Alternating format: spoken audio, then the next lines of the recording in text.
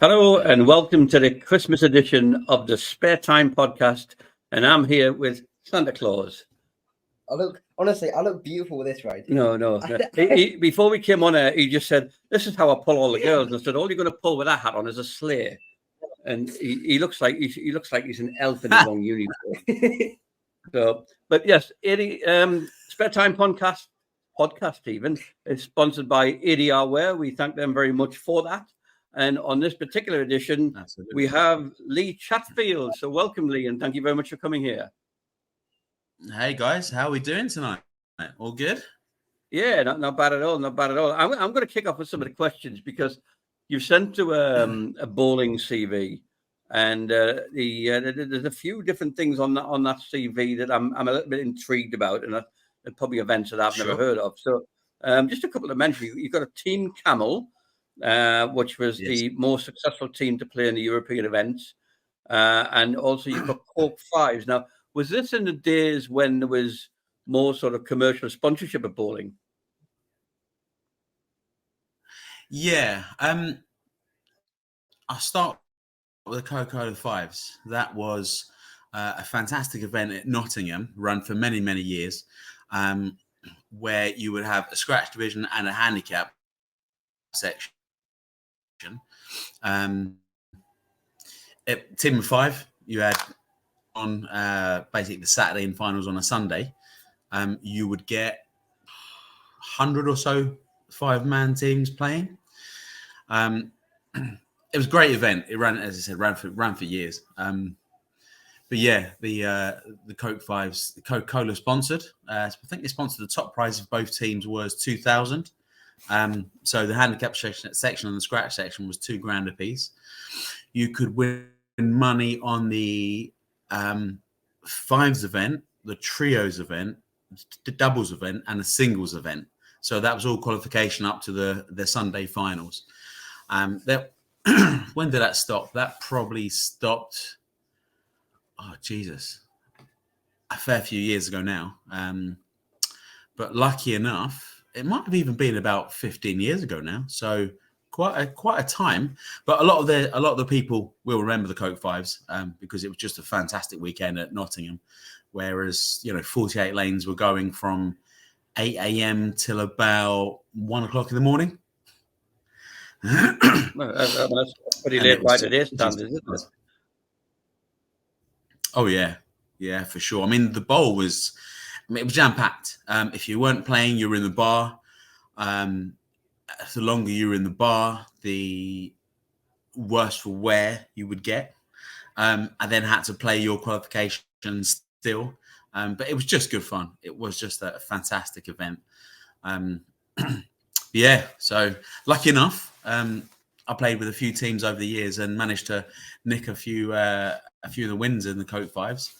But the Team Camel, so started by our new double world champion, Lo Ellis. Probably might be pushing 20 years ago now.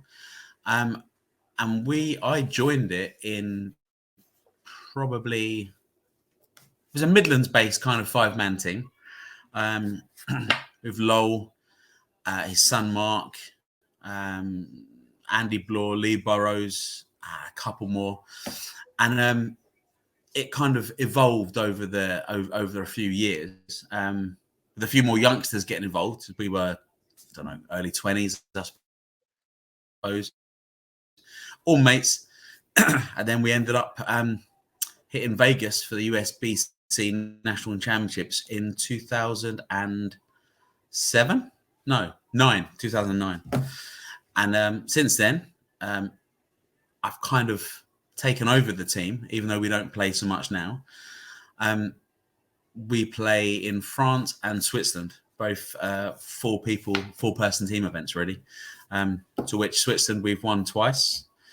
And France, we've had, I think, 4 years and 3 top 5 finishes. So quite a successful little team, really. Yeah. Was it actually with a bunch of Camel? Sorry, there's a little bit of a delay on the podcast here. But was it sponsored by Camel, the tobacco company? We wish. No. It all started when Lowell was in Vegas back a fair few years ago, and Phil Scammell, an old hero of the game, a fantastic player, Phil was checking into the hotel, I think, and because of the way the American accent is, they basically, instead of saying Phil Scammell, they called him Phil's Camel. So it just started. It just sort of stuck. So they said all about Phil's Camel. Always got to have Phil's Camel, and then Lowell started Team Camel, and that's how it kind of evolved. But yeah, no sponsorship in any way whatsoever, apart from our own pockets, and yeah, we only could wish. Yeah. I think, I mean, for me, my number one sponsor is obviously this man and my mum, and that's just bowling nowadays. But obviously, we all have different stories on how we got into bowling. What about you? How did you end up getting into bowling? Oh, Jesus. Back in the mid to late 80s, it was a Saturday morning, and my dad said to me, I think it was probably like going back to school kind of time. So it was kind of, we got to do something at weekends. He used to bowl a little bit back in the sort of 70s, really, in Croydon, Southeast London, which had a couple of bowling centres, and said, oh, we'll just take the kids down to one in Streatham, Southwest London. And at the time, Streatham Bowl had a very big YBC of around about 50 kids. The adult leagues were 6 nights a week. And the bowling centre was a bit of a party zone as well, in that kind of late 80s. So it was just, as soon as we turned up there, it was buzzing really on a Saturday morning. And then you just ended up just coming back week after week, and it just kind of stuck really, especially as the weather was drawing in and getting a bit colder, and I didn't fancy hacking around a golf course or doing more exercise on a football field. Just, it was warmer, it was easier, you sweat a lot less bowling than you do running around playing football.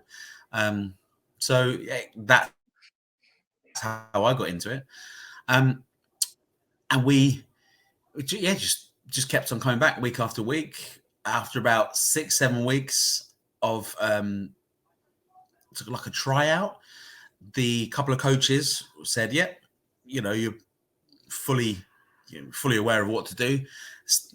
The league just restarted, so start the YBC, and then next thing you know, first tournament was, I think, the youth nationals in Liverpool in 1990. That was my first one. I think, we're pretty sure. Yeah, about 2 or 3 years into the game. So it was love at first sight, I suppose. Yeah, I think for a lot of people, everyone's story is a bit different. I mean, most people are through families. I didn't even know my dad bowled when I got into bowling. But obviously, you didn't just bowl, you bowled for England as well, at youth level and adult level. Yeah. What was it like bowling for adult and youth England, and what's the difference between bowling between the two? It quite a big difference, really. Youth England was fantastic. It was because you were always with your mates at weekends, guys and the girls. It doesn't matter how many of you there were. You were all friends. There was no real enemies back then. You just kind of got on with it. Egos weren't really a thing then either, to be honest. We all just kind of got on. Maybe I was lucky. But when you qualified for either Triple Crown or European Championships, or just to be part of the Youth Team England trials, was like the biggest thing. You felt good. You felt proud. You felt like, there was 2,500 kids at the national championships, and you were one of the sort of 12 in the squad. It was fantastic. It really was a buzz. You felt like a Premiership footballer, to be honest with you. It was great. We played a couple of Triple Crowns, and they were also 3 days of full-on England, Ireland, Scotland, Wales, Jersey, Northern Ireland. So they were quite packed with all different countries and nations. It was great. It was, I don't want to say the old cliche where it was better then than it is now, but the whole thing has changed. And it's forever changing. But transitioning from then into adults was pretty hard, because you were a big fish in a little pond, and then suddenly you're a teeny tiny fish playing against, the guys and the girls that were going out representing Team England in their 30s and 40s. At the likes, back when I was transitioning, it was something like Jeff Buck, Chris Buck, Richard Hood, Lo Ellis, who's still knocking down the pins. Good old boy. And then, you just look to kind of make cuts in tournaments. But playing for adult Team England, I had a few near misses when I was younger, but I had a few years out. I didn't really play so much. Coming back into it, qualified through the trial system in 2016. So I played in 2017, went to the ECC in Vienna with Vicky Harmon. It was great. It was lovely to pull a shirt again, represent the country. I was pretty terrible for the first 16 games and didn't make the cut, but it was a tough year. Playing against all the two-handers that are just fantastic, but nothing does compare to pulling on a national shirt and putting your efforts, get rewarding for efforts over the years. So it is great. It really is good. And it doesn't matter what anyone says about the lack and all the rest of it, but it's just great. It's just great putting on a national shirt. And hopefully my next national shirt will be the over 50s in 8 years' time. Yeah. Obviously, you mentioned two-handers. I'm curious, as someone who's maybe not as young as like me, I mean, in comparison to 90% of people, I'm like brand new to the sport. Most people have been bowling longer than I've been alive, especially when you play leagues and stuff. They've been bowling forever. So what was it like experiencing, people bowling two-handed for the first time, and sort of what was your experience of that?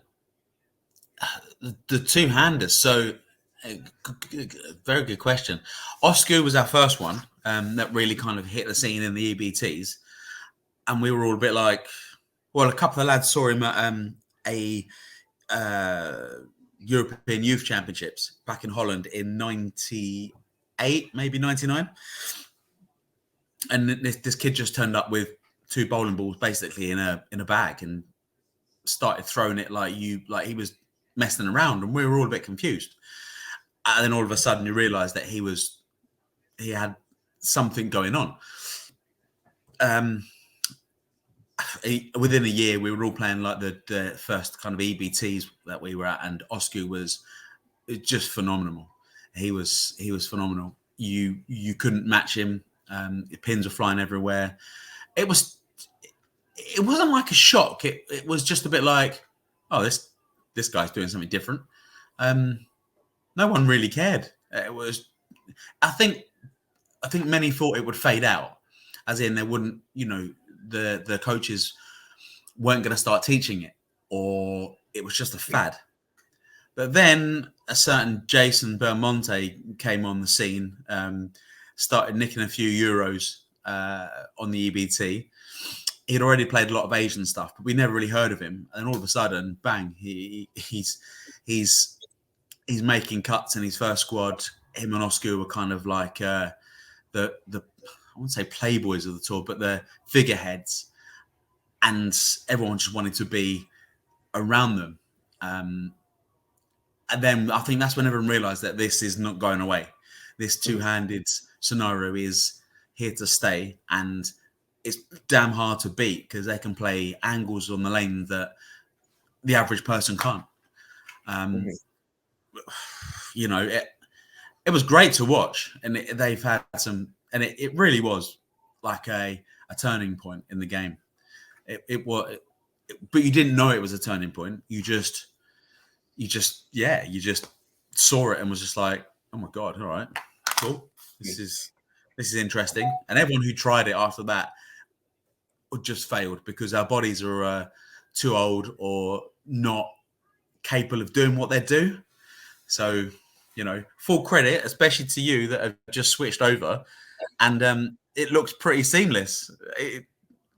So actually, I want to ask you, how was the transition from one-handed to two? How did you do it? Honestly, it's a full story. So because if you go back to my first ever podcast with Martin, we were out in France, and I think we'd bowled in Bayeux we bowled in St. Lo, but Bayeux was next to it, and we went to Bayeux, and they're like, yeah, let's practice. And for whatever reason, I don't know why, but I just thought, you know what, let's throw some balls two-handed because fun. And I literally can't remember why. And I remember I had Jaime Gonzalez on the lane with me, and a few other bowlers. And I just threw a few shots down the lane, and it was just like, yeah, whatever. And I think it looked all right. Obviously, I was throwing one-handed ball two-handed in practice. Yeah. And I think Jaime said to me, you went, you're not bad at that. And I said, well, I've been thinking about maybe switching because my rev rate was like 200, and especially bowling ESBTs, international events, it was really, really difficult. And it's like, whatever, I'll practice. And I remember waking up the next day after bowling, and my form, I couldn't even hold a cup. My form because my entire sort of inner elbow was like absolutely gone. And I remember thinking, well, I don't think I can do this. And then we were like, yeah, whatever, okay. And I gave it a few days rest, and then we got onto I think it was the TV shows in Poitiers. Yeah. And we went down and we bowled it, but this time Martin was there. And obviously we were practicing again, and I kind of thought, whatever, we've got to practice a bit of practice. Let's just throw two-handed again and see what happens. Oh no, it was in a different bowling alley. It was some complete. We went to that many different bowling alleys. I can't remember, but it's Martin was there. On the tour. Yeah, Martin was there this time, and I remember trying it again. And I'm getting tips from. I mean, there were some phenomenal bowlers, especially two-handed. I mean, you had Greg Ruiz, Louis Benet. Even Jaime wasn't two-handed, but he certainly knew his stuff about two-handed. And we were kind of speaking about him, like, well, should we? And it was kind of like an ongoing conversation through the entire tour. I know I spoke to Austin a lot. My dad spoke to Austin a lot. And a big part of my change was, I spoke to Austin basically every day. And it was kind of just like, I think the general consensus was speaking to all these people from different backgrounds and different sort of cultures and bowling, and they were all like, you throw it so much better two-handed. They were like, the difference between your 100 and 200, they went, if you stick at it, you'll be flipping. They were like, you'll be lethal. It'll be difficult to to compete against you if you really focus on it and nail it down. So then we went to a place in, I believe it was Tours, this big shopping center, and I think me, Kenny, Martin, Greg, and maybe a few others went, and we went to this diner, and there was me, and we ended up on a table with literally just me, my dad, and Martin. And obviously we knew we were going to get him on the podcast at the time, so we sort of wanted to get a bit of background on him. And we got on the topic of bowling two-handed, and we were talking about what he'd seen. He was like, honestly, you should just give it a try. And we were sort of pondering over the idea of, well, I might do. And it started off as a joke, but it was like, well, as you got further and further on into France, you're like, well, it might be less of a joke. It might actually happen. And we just got to the point where we're like, well, the way I'm bowling now, I'm like a 170 average bowler one-handed. It's not like I'm a 240 average bowler where it would be a huge difference. And I think I bowled about 8 games two-handed out in France. And I was only maybe 20, 30 pins below. And I'm thinking, well, it's spares that I'm missing. And, it can make a big difference. And I used Louis Benet, one of his balls, and it made such a big difference. And we just got to the point where we're like, well, I think we'll try it. And then speaking to Martin, someone who I've looked up to for a long time in bowling, he's one of the first PBA pros I've ever spoken to, watched anything. And, speaking to him, and he just went, just try it. If I was your age, I'd do the same. So he thought, what have I got to lose? Let's give it a shot. And I mean, at the moment, my average is back up to what it was before. I mean, I bowled a 180 something league average tonight. My one-handed high score before this was 266. My two-handed high score is now 265. So I've gotten very close to even beating it. And now I'm putting in like 220s, 190s. So I'm already at the level I was one-handed in the space of 2 months bowling, because I didn't officially start two-handed until about November. So in the space of a month and a half, I'm already about the standard I was. And I think give it 2-3 years, when I start looking at going to EBTs or start looking at going to America, I think if I keep focusing on it, then it's gonna be interesting to see what happens. Yeah, I think you've done it at the right time, because you're young, and you kind of watching a few shots. Was it just after the Irish Open? No, it was at the Junior Irish Open, wasn't it? That you were playing it. I think you were two-handed there a few months ago, and you you just look seamless. It's not like you're out of time with it, or it looks awkward. Where a lot of people do turn over to two-handed, and it just looks awful, and you think their body isn't right for it. But you just suit it, if you know what I mean. So I think you've done well, and brave to do it as well. Just cutthroat. So yeah, fair shout, man. And if you're happy doing it, and at that stage already where your scores aren't suffering, and obviously you're super keen, so why wouldn't you? It's almost like a no-brainer. I mean, fair shout. You just I just hate the day that you'd get a purple hammer. I've already got one. But we sort of... Oh, there you go. Yeah. But I think, honestly, for me as well, I don't... There's not really much you can compare it to in bowling. But I remember being like really, really nervous to try and tell the people at home I was going to go two-handed. I mean, I remember the conversation I had with you in the car about, what... I mean, usually I don't like what people say affect me, but especially people that I trust and have a lot of trust in, like my coach Ant, my pro shop operator Andy, Adam Cairns as well. And I was like, whoa, I don't know, is it a good idea? And I spoke to my dad, and my dad was like, just do it. And I think the backing that I got, and I remember texting Andy on the phone going, I've learned a lot, and there's big changes coming. His first answer was, you're going two-handed. I'm like, how do you know? And he went, because I was going to tell you to anyway. And no, I remember... I mean, it's always good to get the back in. Always good to get the back in, and especially you've got some great lads up there. Anth, Andy, in the shop, lovely guys, been around for ages. Kenzie, I mean, he's not silly, little Smurf, but he's good, and they're all honest, and they're all, no one's going to lead you wrong, and especially parents. If parents are behind you, then you're onto a winner. Fingers crossed. Yeah. Well done, Dad. I think a big part of it for me was kind of just like, if I don't, it'll be the regret of what happens if you didn't do it. But there's not really anyone up here that can coach two-handed. So my coaching setup at the moment is Adam Cairns and Ant and Andy. They all chip in and help in different parts, and obviously, I've got to thank them a lot for putting the trust into me, for trusting and trying to help me. But obviously, it's a big thing. Especially bowling my first sort of events. I remember bowling Ireland, kind of like literally just started, had no clue what I was doing. I finished 6th, and I've come on so much. I bowled in Stroud, and I remember I struggled so much in Stroud with my ball reaction.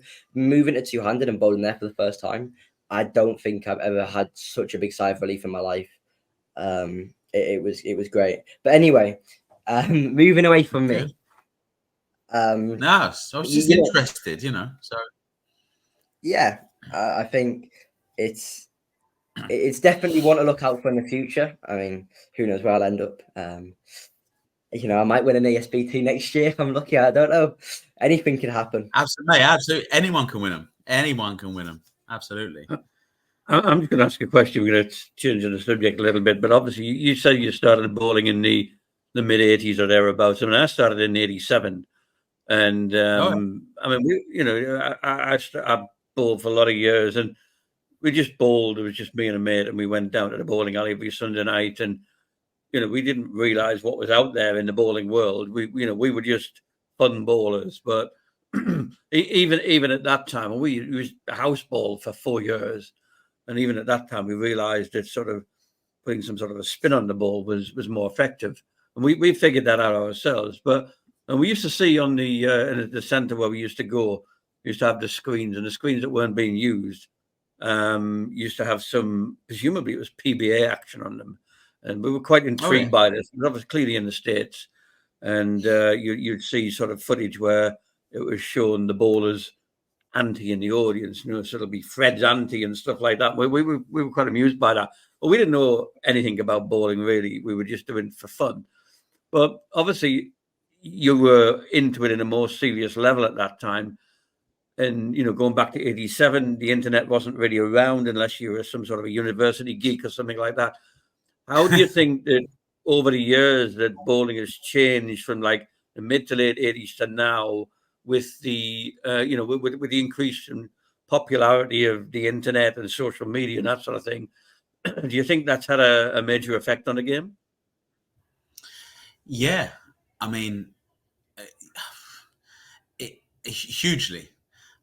Back in, I suppose, the late '80s, early '90s, the only way we got to see people who used to read about it in the old World of Temping magazines, or you'll get like a post subscription from a US magazine. I can't remember the name of it, but was the occasional hit on Eurosport, or if you went down to one of your local pro shops, because there was a lot more pro shops then, they might be able to play a VHS of something that happened a year ago, because that's when they just received it from a telecast. Back when maybe Norm Duke was like 18 or 19, or Pete Webber was just getting on the scene, and his dad was a pro. But from then, I mean, until now, I'd say the mid '90s got quite popular with sort of media.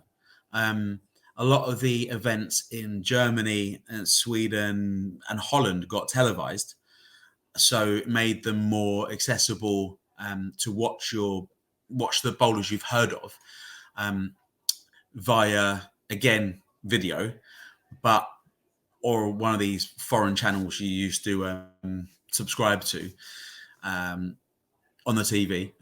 But it just made it easier, really. So you heard these names, you saw them, and then obviously with the internet, you can almost watch any single tournament.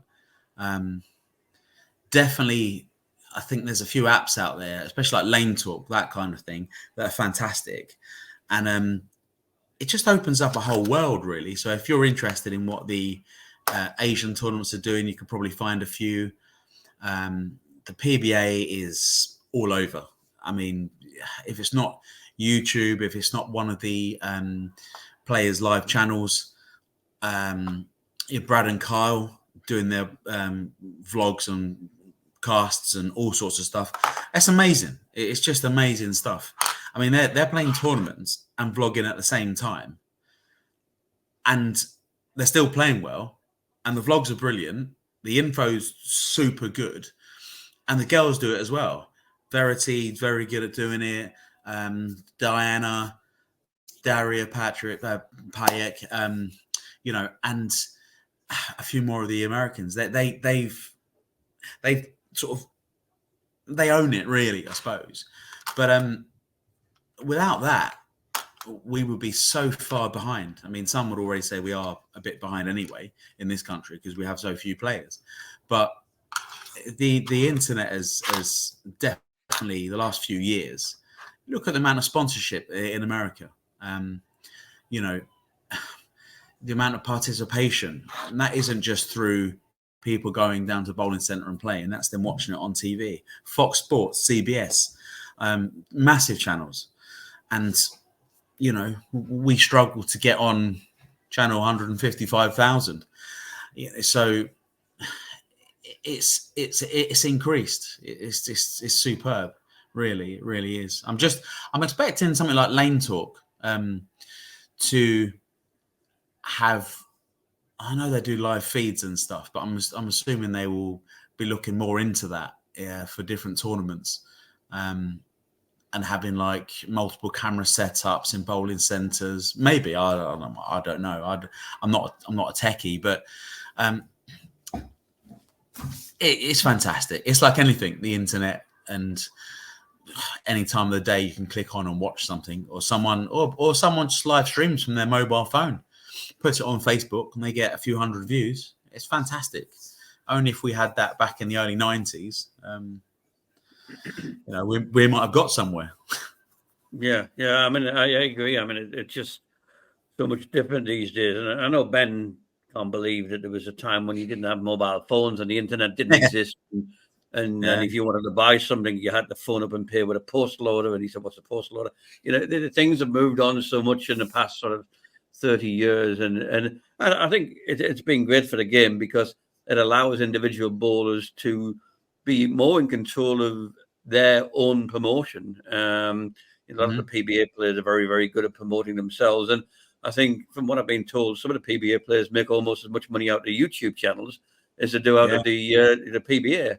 And that's big because it allows them to be a pro maybe when they wouldn't have been otherwise.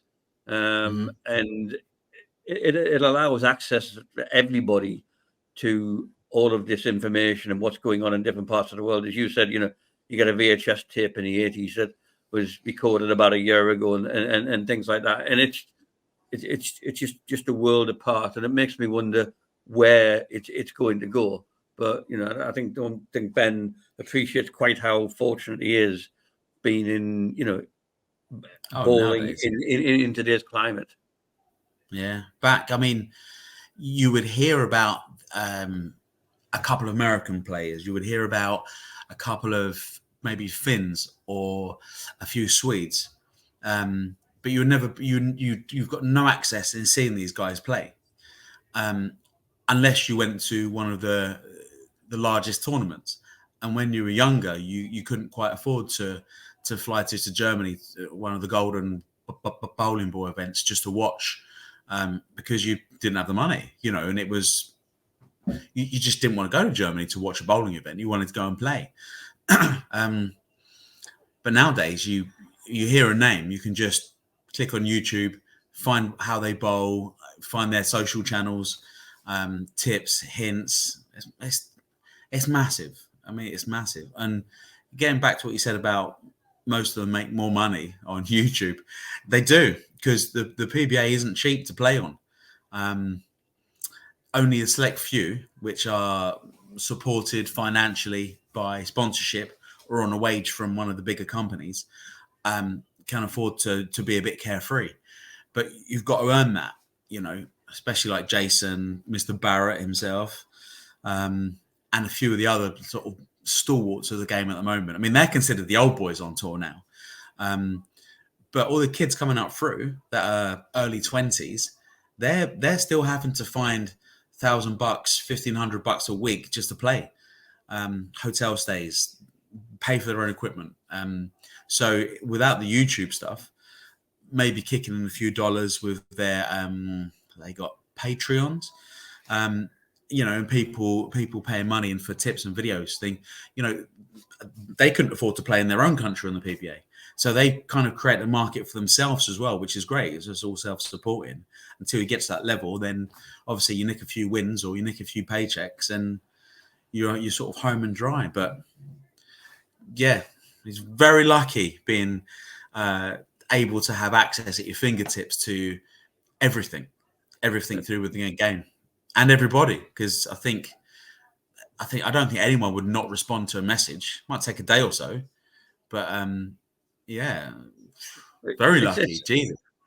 It's surprising, really. I mean, with all the media exposure that we've got these days, that the sponsorship isn't what it used to be years ago. I mean, obviously, I wasn't really part of the scene then. I didn't really know what was going on. But from what I was told, that some of the PBA tournaments in those days were sponsored with much bigger prize funds by bigger companies. And it's a bit counterintuitive to think that happened in the days of very little media.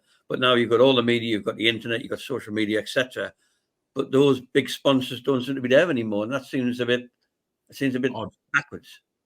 Yeah, it does. I think you used to have events, especially in America, where it was like Firestone, massive companies, and they would give you maybe 250,000 to cover 100 grand first prize, or to cover the top 4 step ladder or 5 step ladder, whatever the case may be.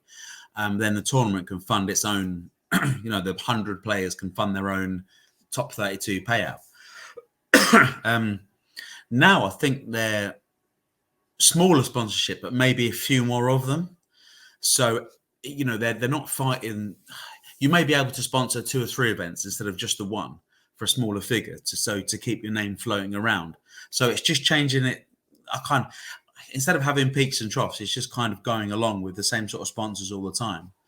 But even back in this country, you used to have a lot of the alcohol brands and the cigarette brands sponsored. I mean, Foster's used to sponsor Foster's Lager, Benson and Hedges. There was a famous league, a 5-man league called the Silk Cut National League. That was brilliant, and that was picked up by Sky for a couple of years, televised finals at Nottingham. And funny enough, one of the best teams, or a couple of the best teams, are from the Northeast. Newcastle Magpies and Gateshead Metro. So a few of the old boys that unfortunately don't play anymore, but they're still about. Always remind us whippersnappers that back in the 80s they were like the lads on tour scenario. But I suppose in our country, back in the UK, the laws on alcohol sponsorship and cigarette sponsorship changed, so they couldn't. And unfortunately, I think no one really went after any new sponsorships for the tournaments because maybe the sport was in a bit of a decline. Football was still big, rugby was big, and they were on TV, and bowling wasn't, unfortunately. They might have thrown in the odd £1,000 here and there, but to be honest, when you've got 200 people playing the tournament, £1,000 in sponsorship really is not enough. It's good, it's great, but it didn't get anywhere. So I think a bit of a faux pas on the association's side. They just kind of assumed it will all be okay, and that's when it started to decline a bit, I think, about the mid-90s. Yeah, so obviously, I mean, for me, I've always been used to, like, in England, knowing there's not much. But, I mean, that was until recently because, I mean, obviously it's nothing to do with, nothing like the EBT or nothing like the PBA. But, you yourself decided to bring on a bit of a project to try and rival, maybe the EBT, called the ESBT, the English Sport Bowling Tour. And this, I think, it's a tour where a lot of these bowlers who maybe are good, very good, but they're not able to afford to go and play in Europe, or they can't, they have commitments where they can't put like a full-time tour. I mean, for me, I'm in a very fortunate position where I'm currently now, even though I won't be going for like 2, 3, 4 years, prepping to get ready to go compete, whether it be in Europe or America, and I've committed myself to just down everything and just basically throw the kitchen sink at becoming a professional bowler. And, that's the best you can do. But I think for a lot of people, especially when they, started, they didn't, they didn't know this path existed. But, you sort of brought on the ESBT and it sort of brought a bit of money, while it might not be, thousands, but it's brought a good amount of money to bowling. And I think it's brought a new lease of life to English bowling on the adult tour. So I'm just curious how that started and what your role in that was. Yeah, so back not that many years ago now, really, 2015, 16, the tournaments for adults were lacking, and it was then called the PTBC, that had kind of run its course over the last 30 odd years, and Alex Hamilton and Andy James used to run it. And we still had good events. We still had all the players play, but the trouble is it was the same 30 to 40 bowlers all the time, and it's just not enough to run events. It was getting a bit lacking. Alex family commitments and a few other bits and pieces, with the pro shops and stuff, kind of stepped back. Andy James was running it, but didn't have the time or commitment. So myself, Elliot Crosby, Jamie Bottomley, and Andy, and a guy called Dean Keeble, who helps Joe Cundy with all the county stuff, decided to try this new fandangled format of only sport patterns, because that's where the sort of European, the EBF were going to. No house shots, only sport patterns. 8 games straight, no finals. So you get home earlier because tournaments were finishing. People used to always like having a cut, and it was like 2 cuts. And next thing you know, you're playing finals at 10 o'clock at night in Bromborough, and you lived in, Wimbledon, where I do.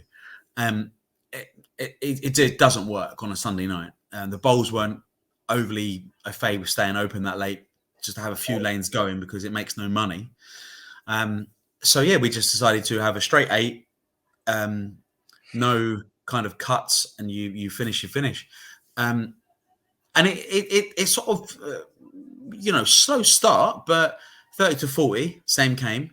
Lost a few, which is inevitable. But then a few older players that were a bit disgruntled with the game started coming back.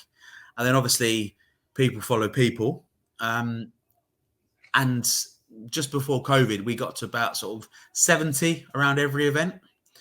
The plan was to eventually take over, or to try and link in with the Team England stuff. So prepping bowlers from juniors coming up, playing on sport shots. For the adults, get themselves ready to go to either Team England trials, or we were going to hopefully try and combine them all as a feeder for Team England. Juniors, adults, seniors. And it kind of just started linking in. It just started working. And all of a sudden we had COVID, which was a bit of a bummer. But then the game still continued and players wanted to play. And then coming out of COVID, it's just taken off. Elliot moved to Sweden. The generic met a Swedish bird, decided that it's better to go over there to live and bowl, which is 100% true. So he lives in Stockholm. So he's very much part of the AIK setup with the tournament and their team over there. Jamie Bottomley, still hanging around. He's our technical guru, because he's got a wealth of information, and he's an absolute... he's a geek on lay machines and patterns and numbers and that kind of stuff. I'm not. And we've got a nice little website designed by a guy called Mark Thompson, whose daughter Sophie is coming back into bowling, and it's a great little website. But people love it. It's never easy. Scores can be high, but for a fair few, but not for everybody. So it's always challenging. We will always have a few patterns throughout the year that are awful, just difficult, because that's where you need to see what parts of your game is good and bad. We will have a few patterns that are scoreable but tricky. Mainly the sort of EBT stuff, the European Championship kind of patterns, and a few that are sort of tweaked, should we call it, self-designed, tweaked a little bit. But that's where it started. Where we at now? Probably 100, average about 100 players per event. Turnover about 70 grand a year.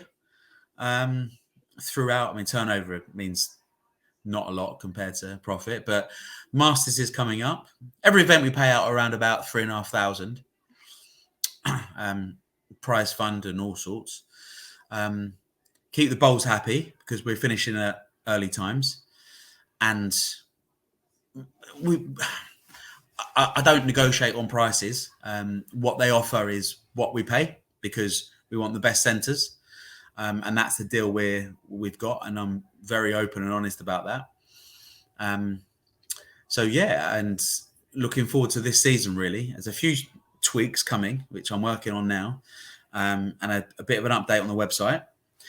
And and being finally linked in with the Team England setup. So you will have a male and female section, both with prize funds.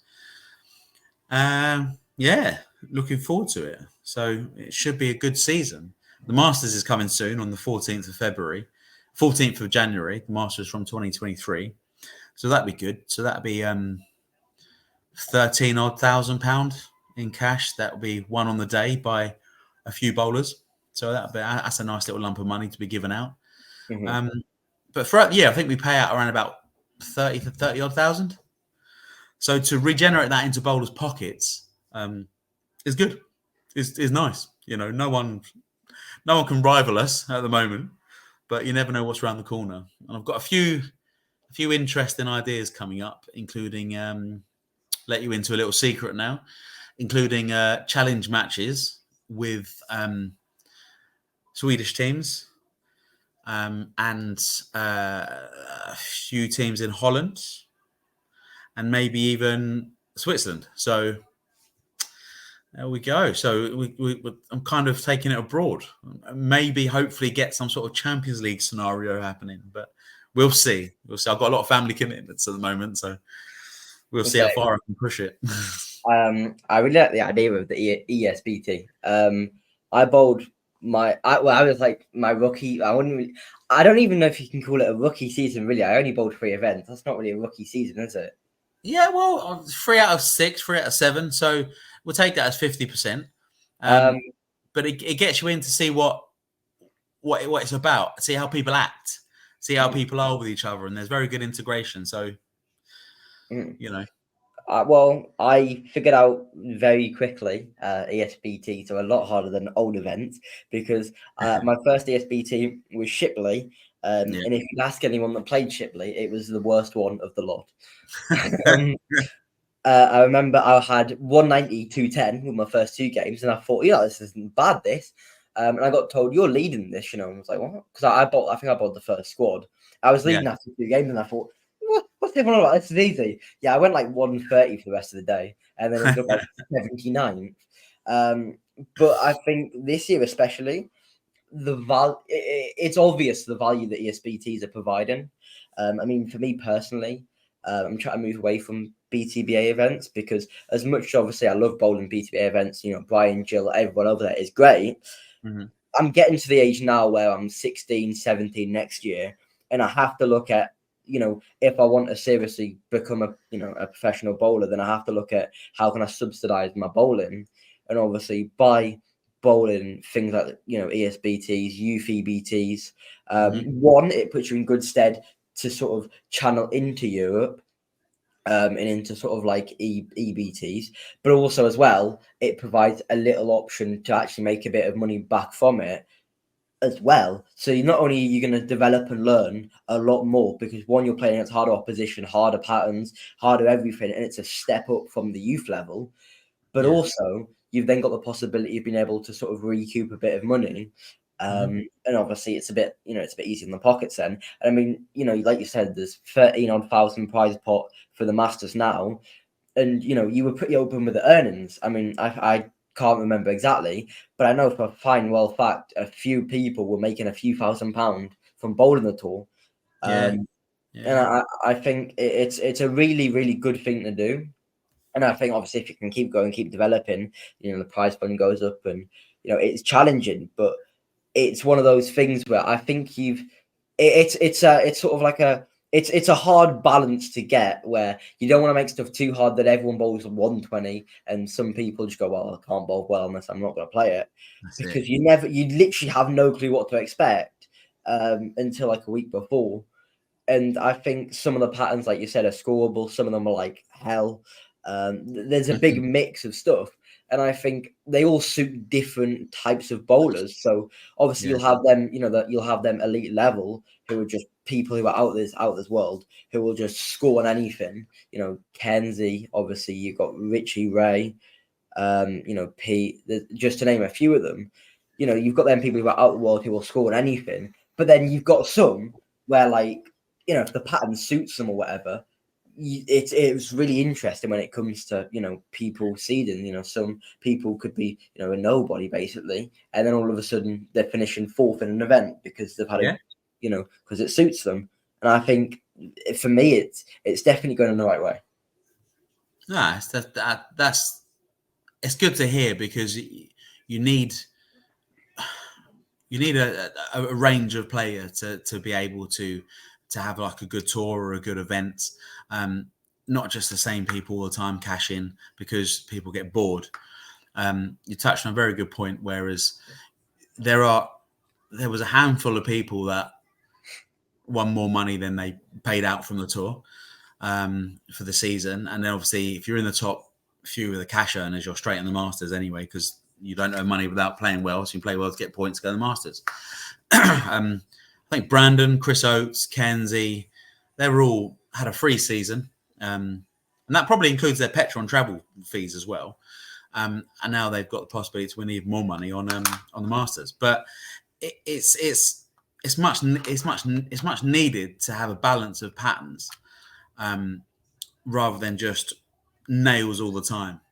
Purely because, and you said this correctly. They go there, they average 120, and they think, "Oh no, this is rubbish. I'm not coming back."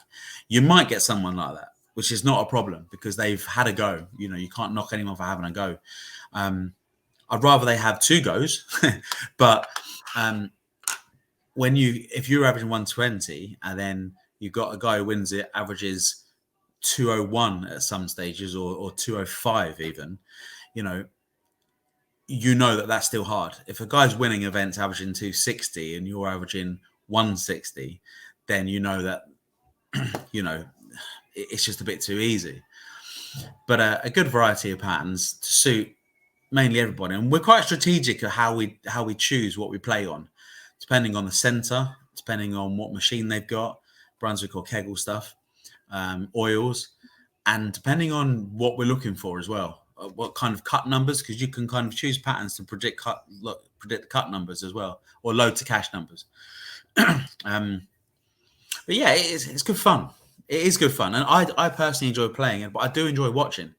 I enjoy running it. I do watching it and seeing players develop, and just seeing everyone bowl with each other and talk, because I like the mix, the sort of integration, the mix of it. Because there's not many events where, yourself might be on the lane with, say Hadley and Kim, or Brandon and Andrew Brown, and you all talk to each other. So it's great melting pot, and everyone learns from everybody else. So an idea that you may have, Angie, for example, can't do, but you're talking about it, and she might say something that might be interesting to you. Same as like Kim, you can, and everyone just has good fun and understands that, a 120 is actually the same as a 160, 170 on some patterns. And it's not about what the winning score is. It's about kind of like a tournament average.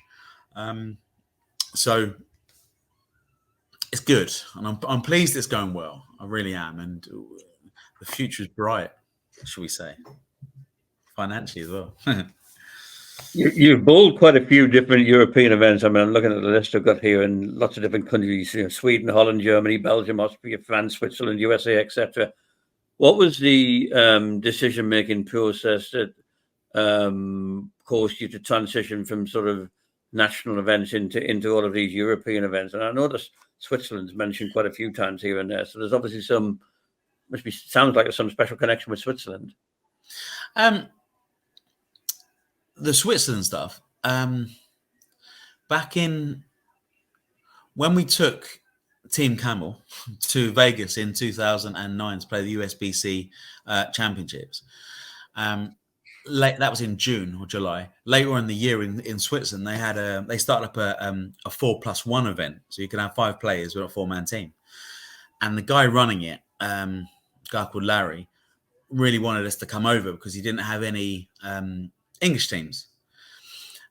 And I tell you what, is a superb event. It's a 16-team invitational now with a waiting list, and it's a round robin. basically with points for the win against teams, 5 pins or 8 pins for ladies handicap. But it's fantastic, and we love it because it's just head to head, old school graft. You know, you might win a game by a pin, and that game might win you £700 because it's just on finishing places.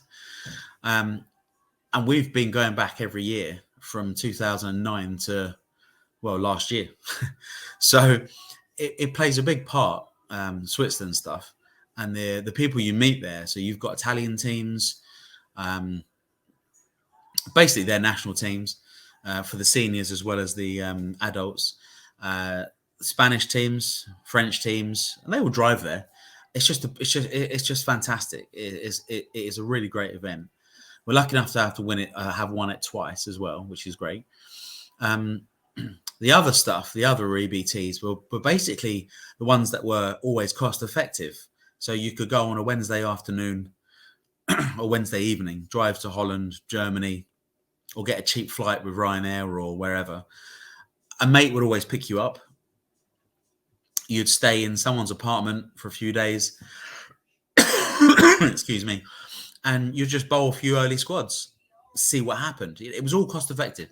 Back then, like the squads were €80 a go, or 60 for 60 for a first entry and 40 for a re-entry, or 80 and 60. It didn't matter to us if we never really made the big cuts, because you were just playing with the Europeans' best at a price you could afford, and having a good time with your mates. Can't lie. You know, the nights out in Germany have been pretty epic, and Malta, the old Malta Open, that was a fantastic one for social. It's probably and Ireland. Come on, Irish Open and Malta Open, same event, high scoring events. One's in freezing cold Irish January, and the other one's in boiling hot June in Malta. So with the same crowd, can't fail to go wrong. But they were cheap. They were financially viable to do. You know, cost you £300 for a weekend. Not nowadays, where a squad can cost you 140, 150, and you have to be there on a Thursday, Friday, Saturday, Sunday. You know, it's just time and effort. And I'd say an EBT nowadays would cost you 650, 700 to play. And that's if you just had kind of 3 squads and hotel for a few nights and travel. If you needed more squads, then, you know, you're looking at 1,000. And when you make a cut, you might get 400 back or 500 back, but you're still 500 down. Mm-hmm. On the odd chance, you might break even, top 6, top 8 finish, but that's a tough call. Yeah. So, in 10 years or so ago, it was easy really to just not play an event at airport or go up to Leeds and just drive to Holland and bowl 2 tournaments over there on the space of like a bank holiday weekend, where you would probably have a free weekend and see and catch up with your mates. Social side of it was brilliant. Lacking a bit now on the EBT, I reckon, but it will soon pick up because the world's got back to normal now, so everyone should have a bit more money, hopefully. Sorry. Yeah. I mean, I don't want to keep you too long because it's we've already been here an hour. But you mentioned about sort of costs and obviously I'm not the one paying for it. Luckily, it's my mum and dad subsidising it for me. But I'm no stranger to seeing the costs and work out the finances. Because usually when I want to do an event, we'll look and we'll book together. So. For example, I'm going to Copenhagen in February to do a youth EBT, and we're there from like maybe Thursday to Monday or Friday to Monday, and I think for me and my dad together was like £900 and something for just hotels and flights. You think most European events, you're probably looking at what, between £1,500? Yeah, I mean, we calculated somewhere between £1,200 and £1,500 for a typical European event, and that's sort of going to, on the Thursday, Friday till about the Monday or thereabouts. Yeah. I think, obviously, the cost is a lot. I mean, say, for example, in Cogue, you can win €550, which you've won €500 for coming first. Mint. None of which I would get back. That's true. But Standard procedure that is. You've won obviously, €500. I mean, EBT's a bit more feasible because obviously, if you win a few grand. But I think, the big issue with bowling, there's a lot of very, very, very good bowlers who I've spoken to in the past who unfortunately weren't as fortunate as I was and didn't have parents and people out who could guide you in the right direction and help fund it. Because there's definitely bowlers in England who would fly if you sent them to America or sent them to Europe. They just don't have the money to. It's true. It is the finance side of it for us is it's a lot. Your weekends away, as you just said, like Copenhagen, not a cheap place. Beautiful city, fantastic city, but it's just not cheap. So there's no way of getting that cheap flight, that cheap little hotel. You just have to go with the flow. If you want to go, you're gonna do it. So you're gonna have to make the most of it. That's the difference, Whereas you might get lucky, and obviously over the next few years of doing them, you'll meet more friends, you'll meet more people, and they'll say, "Well, if you come back again, stay with us." So that, and you treat them to dinner, or you go out, once or twice, whatever, and you pay their bills to pay, and it just revolves like that. So hopefully for you guys as well, like that, it will all work a bit cheaper in the years to come. A lot of the time, though, I found that some of the events are not out there as soon as they could be, and that only gives you like kind of 2 or 3 months to plan to get there. And that's not enough for travel these days either, because in 2 or 3 months, you're basically paying top whack. If they were all out there, a year in advance, and you booked up your schedule, you knew what was going on, then, it's a lot. You can save a few quid, but it is expensive. It is expensive. Even the junior European ones. Mm-hmm. I am shocked at the costs of them, to be fair. But again, sponsorship, it's hard to come by. It really is. I think, you sort of speak about the time period as well. Obviously, Cogue opened in November, so like 4 months before the event. But I remember when I did an SYC in Vegas, that was like I think December or something like that was when we'd actually, it was like, entries come out December. Like it was actually now. I've got a Facebook memory today that says that 2 years ago today was the actual day I actually booked the SYC. Yeah. So like that. So the entries came out on the 21st of December, and in less than 2 months' time, you were supposed to be bowling.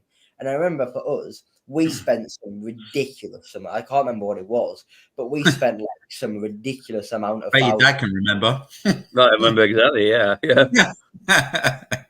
I think it was definitely like a good wad of cash. It was, but obviously that's 2 months in advance, and if you book that same, I mean, what I suppose is a little bit lucky. Now I'm in college.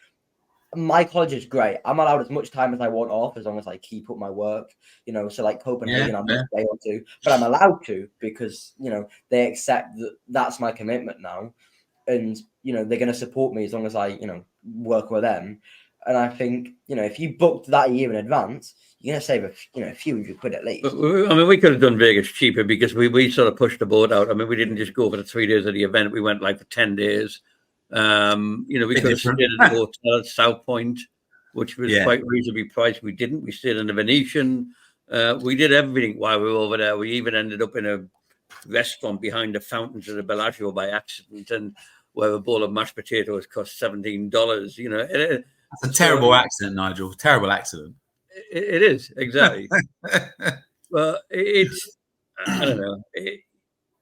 We took the opportunity to have some time over there, but we could have cut the cost down by 70% or so if we wanted to. Yeah. But it's a long way to go to do it on the shoestring. So them sort of things, you once you say, yep, let's go, it is what it is. You can't do it cheap. You can do it reasonable, but then you always what if, so yes, you can stay 20 miles off the strip at South Point or the Orleans or where it is $35 a night per room, but you're always traveling to the strip. You always want to go and see something, so you will always have to go back to the strip. So you might as well just stay on the strip and just get the fewer taxis to the bowls. But and the dollar as well. I mean, when the dollar was good, then everything is cheap, and now the dollar's not so great. But again, it's Vegas. You could have just walked past one machine, gone like that, and next thing you know, your trip's paid for. Who knows? Yeah. What happens in Vegas stays in Vegas, which usually means the money. Yeah, all of it and more. Yeah, Vegas exactly. Vegas is. I've been there 4 times, I think. Bowled, I think 3 of them, but it's a fantastic. It's a great place to play, and it is like a bit of a mecca, isn't it, for events? And when there's one event, there's normally 3 or 4 side events. And if you don't play them or you don't be in the opportunity to take that while you're there, then you're missing out because you never know when you could be going back. Yeah, it's an experience. I mean, you've never been to Vegas before. You've got to do it. And Ben had never been before. He used to say, "Can you take me to Vegas when I'm 21?" And I said, "Yeah." But then the SYC chance came up, so we went. And it didn't make too much difference. You obviously couldn't go to bars and things like that, but you could walk through casinos. You couldn't stop. But it was still a great sort of 10 days that we spent over there. And if it wasn't for bowling, that would never have happened. So, but bowling does open opportunities to go around the world and to do different things. And it's absolutely it's great. So that's sorry. No, I was going to say that's basically been my life for the last 30 years.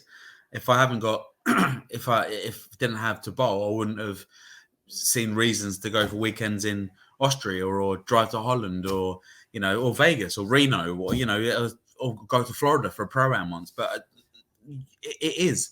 So I'm very thankful to it, and I'm very thankful for everyone supporting, believing in everything we do, and I'm very thankful for everyone coming up through the sport as giving something back, and you guys as well. And especially in your early days of the sport, you're already giving a lot back to it, and you're trying to make something out of it that isn't just, to benefit yourself. It's to benefit the whole sport. So please, from me, it might not mean a lot, but thank you. And also on behalf of kind of a lot of us slightly older bowlers, just keep doing it, mate. You're just gonna carry on through, crack on, and people will respect that, home and abroad, and it'll open so many doors of just genuine friendship and thankfulness.